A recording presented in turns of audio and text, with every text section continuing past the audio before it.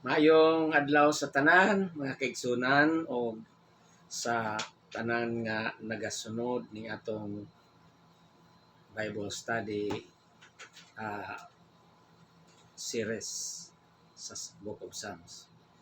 We are now in the chapter 3 of the Book of Psalms. So, exciting kayo kining mga kada kapitulo ni mga libro tungod kay ang Book of Psalms is written by different authors and it is geared with different occasions and purposes. So let's pray. Father God, we thank you so much for this opportunity that we can continue on air our Bible study series in the Book of Psalms. For the purpose that, Lord, we can learn a lot of lesson, especially in our desire to get closer with you in our relationship because the book of Psalms has something to do with so much intimacy with their devotion to Yahweh and their uh, dedication and commitment to worship the God that is Almighty. Thank you, Lord, that through the help of the Holy Spirit, we will be able to dissect, Lord God, every part of your word for, for us to be able to digest, Lord God, uh, the the real message and purpose for which it is written and it is being taught to us. Thank you, Lord, for those who are following this video series, and may they will be able to find it very interesting, God. In Jesus' name, Lord God, I rebuke all the hindrances and even those problems that hinder the people from listening to this Bible study video. Thank you, Lord, that in the name of Jesus, I declare freedom from that kind of hindrances, Lord God, and entanglement. We bless your name, Lord, and thank you for your protection and for your help for each one of us to understand your word today. In Jesus' name we pray. Amen. Hallelujah. Mga kaigsunan ko, ang chapter 3 of Psalms, kung imong basahon, in its surface, you will immediately feel uninterested. Why? Because you will feel it's just a simple narrative and you cannot understand. Above all, you cannot understand what it means, what the author is talking about. Mura ra gid way lami ning chapter 3 makaigsunan kon nimo ra ning yano-yanohon og basa without delving into the very essence of this chapter.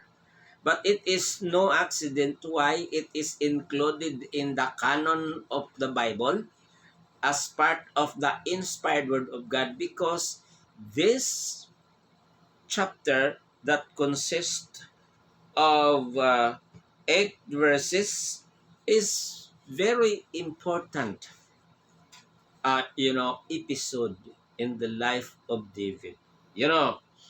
This psalm was written by David when he was running for his life because Solomon, no, uh, Absalom, his son, was, rebelling against him uh, because his son was very rebellious. So I I will attach to the passage of scripture the story that is behind every verse in this chapter. Like for instance in verse 1, Lord, how numerous are my enemies. Many attack me. So, kung basahon na nimo, murag maghuna-una ka gyud nga dugay na ni unya wala ra gyud tay pakialam wala tay labot. Pero mo ni nahitabo. Oh. Si Solomon adunay usa ka anak nga hinganlan og si Absalom. Matud pa sa Biblia si Absalom perting ka bright og perting ka gwapo og perti kaayo ka maayo manulti og labaw sa tanan perti pong taas sa garbo. Perting taas sa garbo. Unya si Absalom aduna poy half brother nga si Amnon. Si Amnon, half brother. Si Absalom anak ni David sa iyang laing asawa nga si Maaka. Si Absalom adunay usa ka igsoong babae nga perting gwapa hapud kayo nga si hinganlag Tamar. Kadtong ilang half brother nga si Amnon perting gugmaha kayo ni Tamar nga igsoon ni Absalom. Unya kay perti man gugmaha niya, unya di man kaingon tingali ni si Amnon, iyang gilugos ni si Tamar. Iyang gilugos. Unya human niyag logos, iyang gibiyaan. O mikagyaw, kini si Tamar, didto pod siya, muipon ni Absalom sulod sa 2 ka tuig. Si Absalom, naghulat ra gyud nga mo aksyon ang ilang amahan. Wa man gyud mo aksyon ang iyang amahan agig pagpunish ni Tamar. Ni Amnon. Wa man niya panis si Amnon. Perte didto nagsugod ang kaligot-got ni Absalom kang David. Wala kaayo ta og dili kaayo suhito ang daghang mga magtotoo mahitungod sa rason nganong nagrebelde si Absalom kang David. Apan mao ni ang istorya. Tungod kay walay justice nga gihatag si David nga ilang hari ngadto sa anak ni David nga nanglugos sa anak rapod ni David. You see, perting gubutan ning pamilya ni David no atong mahuna-hunaan. Timan ibaya nga kinira si David sa tibuok nga mga karakter sa Biblia ang gitawag og a man after God's own heart. A man after God's own heart. Pero the first offense of David was the offense of being a murderer and adulterer. Si Bathsheba nga asawa sa iyang general. Amo na ni, ang ato lang tagaag background ngano kining bersikulo ha sa verse 1, kanta man ni, mga kanta man ni. Unya nasulat ni David sa panahon nga siya mikagyo. Mikagyo kay naga-revolt si Absalom batok niya. Karon akong iasoy og aron makasabutan na ining mga bersikulo nga nagsunod, ako kang mong taghaag background og ngano. Mo na to. Wa man mo aksyon si David pagsilot ni Amnon nga anak ni David, half brother ni Absalom og ni Tamar nga iyang gwapa kaing anak.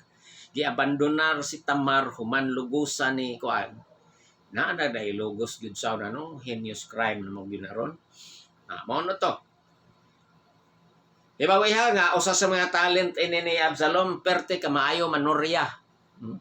Maayo kayo manulti unya gwapo unya bright. Naghimo og pasiugda si Absalom og usa ka kalingawan. Iyang gipang convincer ang tanang mga anak sa hari nga maghimo sila og gitawag og sheep shearing. Mga pagkuan og mga buhok sa karnero. Magapaligsahan sila, mura og magpaligsahan sila og unsaon pag tupi sa mga buhok sa karnero. Basta kay giinbitar niya ang mga anak sa hari nga mauna mag-ship siring sila, magatupi og mga buhok sa karnero. Kay ang mga karnero gyud sa una dili man ang parehas kalendaryo nga arang kaputi. Bagga na kayo kanang buhok og karnero niya. Skill ang pagtupi ana. Nakakita man ko og magtupi ng karnero karon nga naa na tay mga razor, dali ra kayo idos-dos man na. Unya ang katong balhibo dako kay gamit kay mao toy gamiton nga mga init bitaw nga mga jacket sa tagana para sa mga tingtugnaw. So mao kato nga samtang na bibo kayo ang gitawag nila og ship shearing, mi order si Absalom nga patyon si Amnon. Patyon si Amnon. Katong iyang half brother nga naglugos ni Tamar. Patay si Amnon. Unya mi layas si Absalom ngadto sa Hebron. Tulo ka tuig sa dito naglayas. Nganong dito siya sa Hebron? Tungod kay mao kana ang lugar sa iyang lolo. Didto na natawo pod si Absalom adnang Hebron nga dapit.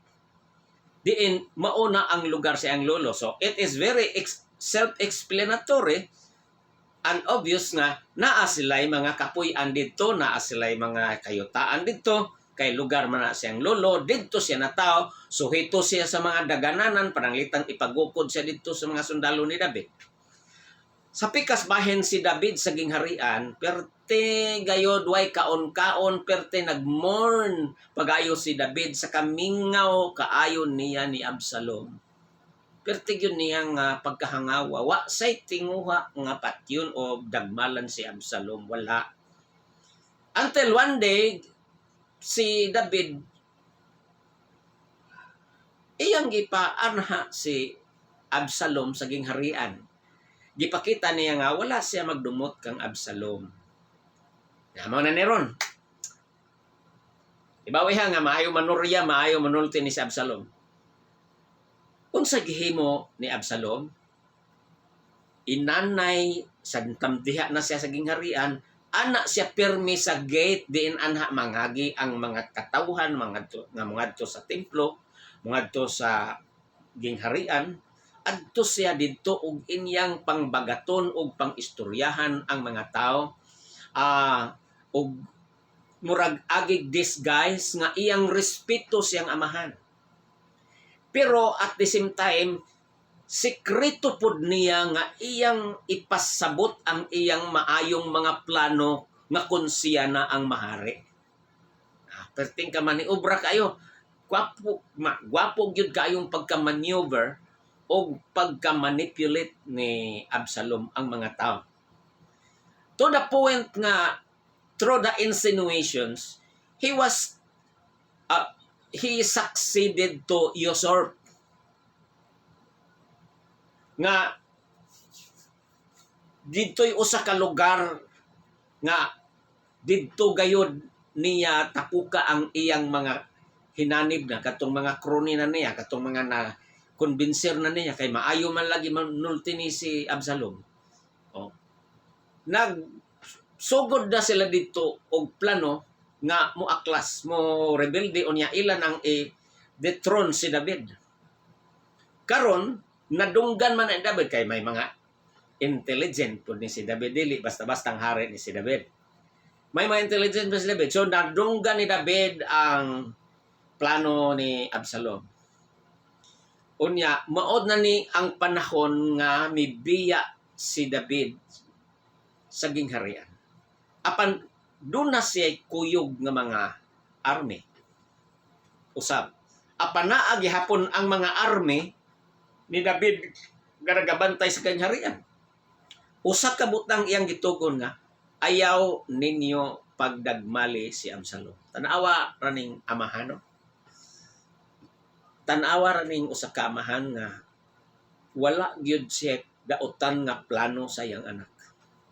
Bisan na og ang gibuhat siyang anak.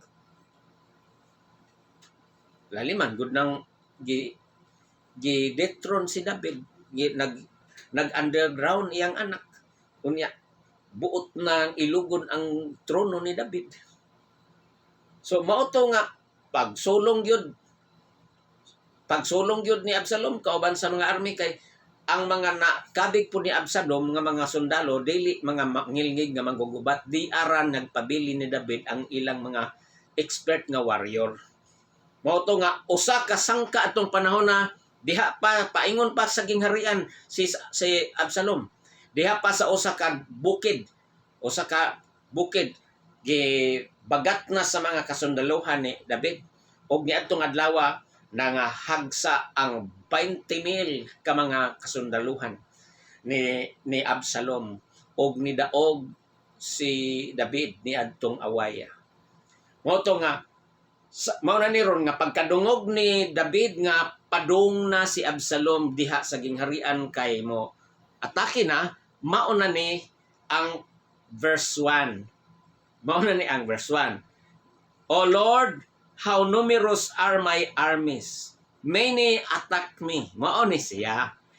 Kung dili gyud ta kahibaw sa background, dili gyud ta kasabot ining bersikulo 1. Apan kunod sa background, makasabot na taron nga of course grabe kadaghan ang niabi ni Absalom kay gipang saaran man gyud ni Absalom og mga maayong pwesto, maayong trabaho diha sa gingaran kun siya nay maghari kay maayo man lagi mo saad, maayo manulti. Mao na ni nya padayon na nato kay naa naman tay background, no? Naa naman tay background. Many say about me, God will not deliver him. Usapod sa gipalakaw ni sa usa ka mga propaganda ni Absalom nga dili na natabangan ng akong amahan sa iyang Ginoo. Dili na tabagan. Mo na nga it is being circulated throughout the kingdom nga dili na tabangan si David sa iyang Ginoo. Daghan kuno nagaingon ngadto kang David nga ang Ginoo dili na matabang niya. But you, Lord. Ana, kay sa panahon man nga ni kagyo na si David, kini siyang bukiran tago nga nituaw si David. Actually, kining chapter 3, mga kaigsunan, of Psalms, it is the intense plea of King David to Yahweh. Usa ka mainiton nga pagtuaw og pakitabang tungod kay you can imagine the pressure.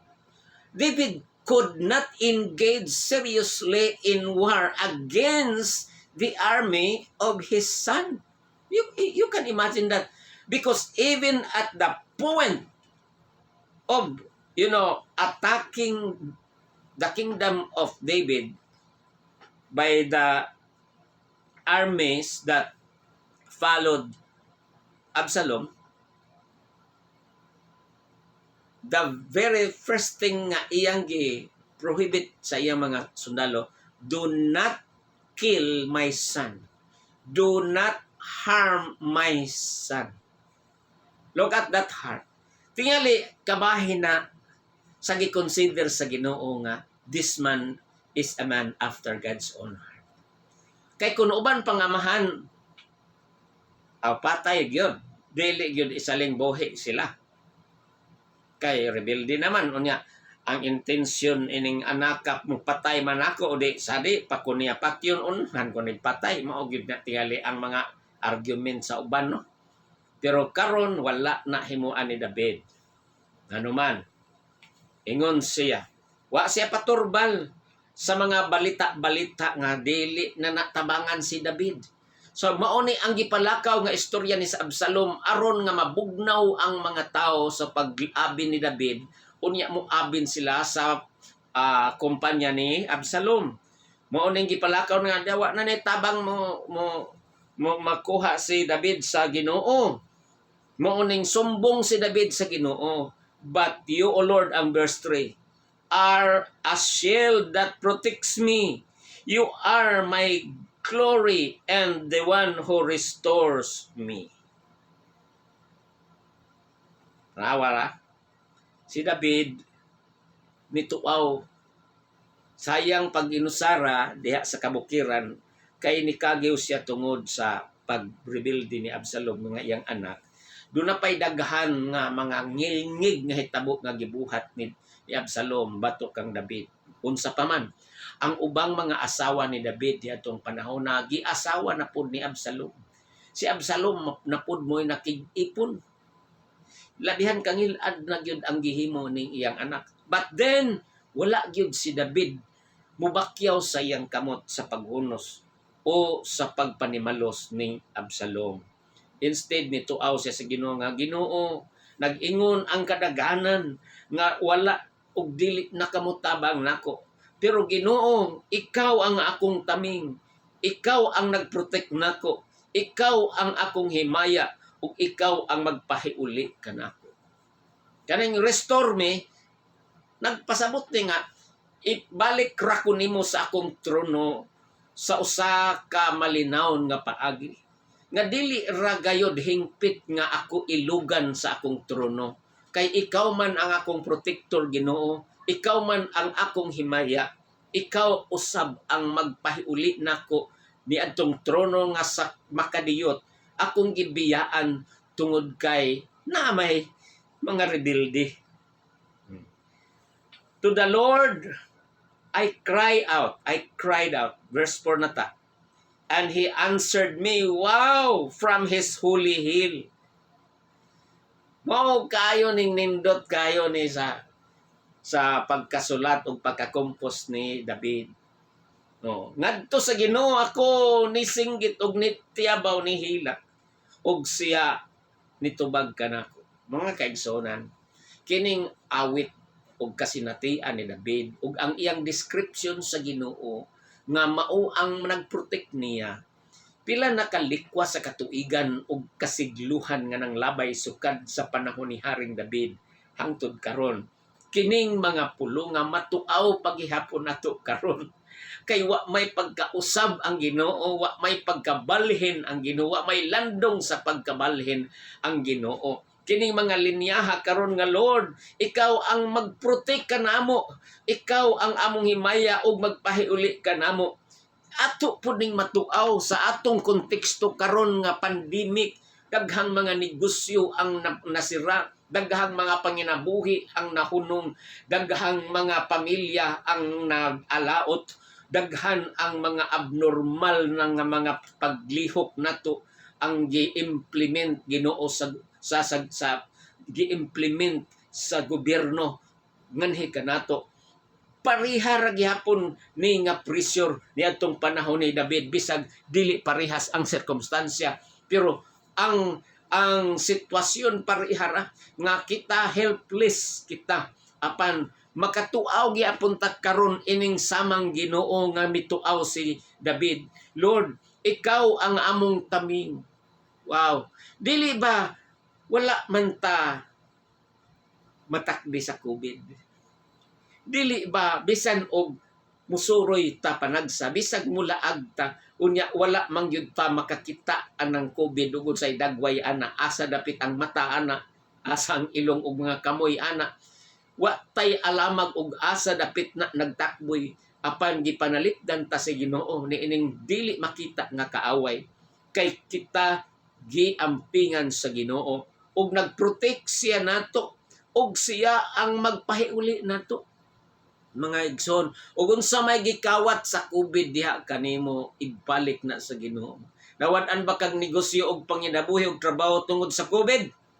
Ang kining Ginoo nga kansa mituaw si David, makahimo gayud nga i-restore kita. Amen. Because package na sa dihang magatuo kita Dios, you know. Very famous and renowned theologian of all time in the person of Karl Barth. You can research that. Karl Barth. Ingon siya, the notion that you believe in God, the notion ko nun nga ikaw nagatuo og Dios, it is equal to believing that you also believe miracles. Pagka simple nga pagkasulti pero og imong hinuktukan perting kalawom gayon. Tungod kay ang usa ka tawo nga moingon nga nagtuo siya og Dios, dapat equally mo tuo siya nga kay nituo siya og Dios, nan mo tuo siya nga dunay milagro. Kay Dios ramang matuod ang makahimo og milagro. Amen. Kining Dios nga atong gisimba og nailhan, Dios nga gipaila sa Biblia nga maoy gialagaran sa mga patriarka nga sama ni Abraham, ni Noe, mga kaigsuonan ni Jacob ug ni Isaac, mao ni ang atong mga patriarka. Kining Dios ni Abraham, Dios ni Isaac ug Dios ni Jacob, mao man ang Dios nga atong nailhan pod nga naa sa Biblia, mao kini ang Dios nga makahimog milagro. Unya kining Dios sa dili maunsa, dili matiguwang, dili mausab, ang iyang power mao gyapon hangtod karon. He is eternal. God is eternal. That means He has no beginning and He has no end as well. So to the Lord I cry out and He answered me. This is the kind of God nga atong gialagaran nga kon mo tuaw taniya og pakitabang mutabang siya nato. Busa sa verse 5 mao ang resulta. Ingon siya, I rested and slept. I awoke, for the Lord protects me. Katuog siya dito sa lasang. Nakatuog siya dito sa kabukiran samtang nagpabugnaw siya. Nangita pa, naghulat siya og unsay resulta sa pagrevolt ni Absalom. Oh. Kay kapahuway raman. Sa diha gani nga atong ibutang ang atong kumpletong kumpiyansa dinhi sa atong Ginoo kapahulay ta. Mga igsoon, this is the reality in the ground. Gikan sa atong theory nga nagatuo ta Dios. Dunay mga panahon nga dalhon ta sa sitwasyon ngadto sa praktikum nga kining atong theory mahitungod sa Dios. At masukod na kung asa taman ng atong pagsalig ug kumpiyansa sa Dios. Tungod kay ang usa ka panghuna-huna nga nagatuo kag Dios, dungan og kabahin ni anang maong panghuna-huna, mao nga dunay milagro. The belief that there is God is equal to believing that miracle is possible. If you believe in God, then you will see miracles. If you believe in God, then miracles are possible. Mao na, mga kaigsoon. Pahulay lang si David nakatug. O sa pagmata niya, naagyapon siya. Wala siya madakpi, wala siya patya. Kay nagproteher man ang Ginoo kaniya.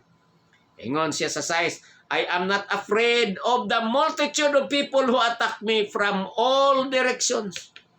Hilaliman ka anang daghanang ni Abin ni Absalom. From all directions. Wa na si kataguan, no? Kay from all directions man. From north, south, east, west. Padung na ang mga army niya. Busa ni ang gisulti ni David sa verse 7. Rise up, Lord. Kini siya, paano siya? Kasi ni ka-expression lang. Ha? Kay wa man gyud ta mahibaw og naglingkod bang Ginoo og naghigda ba, wala ta. Sa ang ipasabot sa rise up nga muna tindog na ang Ginoo kay ready na sa pagtabang. Lord, deliver me.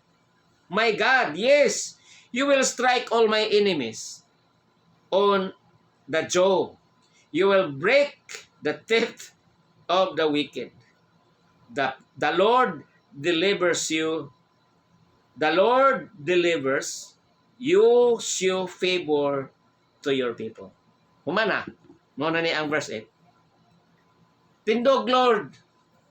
Luwas ako. Tabangi ko, Lord. Yes. Ang Ginoo mo deliver. Ang Ginoo mo pahigawas. Ang Ginoo mo tabang. Ug ang Ginoo magapakitag pabor ngadto sa iyang mga katawan.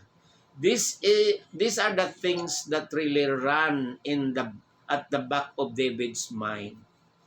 Wa ta kakita o wa ta makabasa o bisag jutay na lamang nga inunta kaligut-gut ni David. Sa panahon nga labihan ka intense ang pressure kay laliman ka ang kontra niya og ang nagpangita siyang kinabuhi iyang anak. Unya, bako na nga pressure. Pero wala siya gyud magahuna-hunag dautan. Mga igsoon, sa panahon nga bugat yun ang problema, ang pinakamaayo gayod di ay nga dangpan mao ang Dios. Ang pinaka-best gayod nga dangpan mao ang Dios. No wonder si David ang gitawag og a man after God's own heart tungod kay sa mga dagko o gagmay nga mga pagsulay ni David, Ginoo gayod maoy bukang bibig niya. Mga kaigsoon. Ang atong Ginoo mutabang, ang atong Ginoo muhatag og pabor. So muna ang chapter 3 of the book of Psalms. Kining maong salmo nasulat sa panahon nga si David mikalagyo gikan sa gingharian kay naa na may nagsingabot nga mga moilog sa iyang trono ug ang maong moilog sa iyang trono ang iyang pinakagwapog yung anak. Nya nahibaw ka og unsay nahitabo ni Absalom? Samtang naningkamot si Absalom og gukod ni David didto sa usa ka lasang, mga kaigsonan, accidentally nasangit ang buhok ni Absalom sa usa ka sanga sa kahoy og didto nahangra si Absalom ug unya naabdan sa mga general. Si Joab, usa sa mga ngilngig nga general ni David, si Joab maoy nagabangkaw direkta gayud sa kasing-kasing ni Absalom og didto taman ang kinabuhi ni Absalom. Kung nimo makita anak sa usa ka pastor, anak sa hari, no? Apan ang iyang kinabuhi very promising unta, no? Perting ka promising kayo kay siya'y manunod. Kay ngano man potential kayo siya kay bright, gwapo, unya maayo manulti. Laliman gud ka nga sa hamubo rang panahon nga diha siya sa gate magatang samtang misugot si David nga mobalik siya puyo sa gingharian. Dali ra niya na insinuate ang mga tao, dali ra niya na konbinser ang mga tao sa iyang agenda. Nahibaw ang mga tao nga kini usa ka pagrebelde sa hari, pero nakabig pag yun niya ang kadaghanan. Pero ang nakabig lang niya kadturang dili gyud mga loyal ni David, kay ang mga loyal ni David nga mga army ug mga general na wa man gyud matandog. So what a tragic end of a person whose pride is beyond his ability to manage. Ang iyang garbo grabe kayo ug ang iyang ambisyon. Kining manubra ang imong ambisyon. Ang imong ambisyon manubra ka, habog ra kaayo. Inig kahog sa imong pagkahabog sa imong ambisyon. Perte ka, hagsa ka og kapiang gyud ka. Tanawang nahitabo ni Absalom. Grabing ka makauuaw. Usa ka bright, usa ka himsog ug usa ka matipuno nga sundalo. na matay ra kay nasangit og sanga. Kung sa ato parang panahon, gaba, gikarma, ni ay usa ka well-trained ug naapod si hilabihan ka ngilngig nga trainer nga amahan. Kay nagdako man gyud ni sa sabakan ni David, si Absalom. Si David, grabe kang ngilngig ug bantugang manggugubat. Naa sa pananaw og sa atubangan ni Absalom ang usa ka trainer sa panggubatan og sa paggunit og hinagiban nga hilabihan ka ngilngig. Unya kining usa ka bantugan nga tao, usa ka ngilngig nga manggugubat, namatay ra taon kay nasangit og sanga. Mauni ang mahitabo sa mga tao nga gidala sa layo kayo nga paglupad sa ilang mga garbo. Og nagtinarong pa lang to si Absalom, adto man gyud bagsak ang giharian kay magkatigulang naman si David. Unya may leadership, may charisma man ni siya. Mupabor man ni mga tao niya kay maayo man kapabul man. Pero nagdali man. Kini laging magdali. Nanawa bitaw tong nagdali nga mo pastor.